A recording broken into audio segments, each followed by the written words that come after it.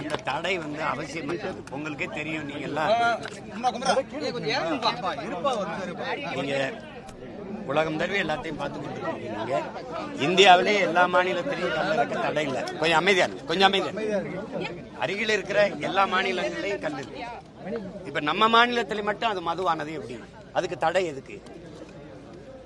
கல் இறக்குதல் என்பது கல் பதநீர் இறக்குதல் இதெல்லாம் வந்து வேளாண்மை தொழில், வேளாண்மை சார்ந்ததுதான். அது பட்டுப்பூச்சி வளர்த்தல், தேனீக்கள் வளர்த்தல், மீன் வளர்த்தல், நெசவு, இது எல்லாமே வேளாண்மை சார்ந்தது. வேளாண்மையினுடைய விரிவாக்கம் தான்.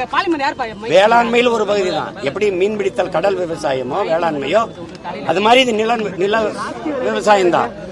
இதை வந்து திட்டமிட்டு இதை ஒரு தடைன்னு கல் மட்டும் அது எப்படின்னு ஆகுது.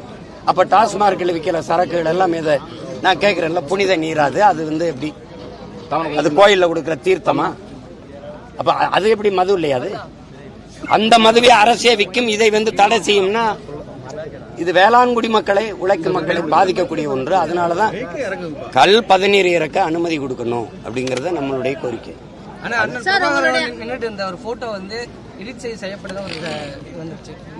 அதை விடுங்க சார். உங்கள் அண்ணன் அவர் கவிஞர் திரு அறிவுமதி அவர்கள் விழுப்புரத்துல ஒரு நிகழ்வுல உங்களை விமர்சிச்சிருக்காரு சார்.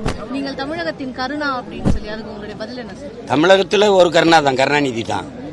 நான் எப்படி கருணாவானே? இந்த மாதிரி பேசுற எல்லாரும் தான் கருணா.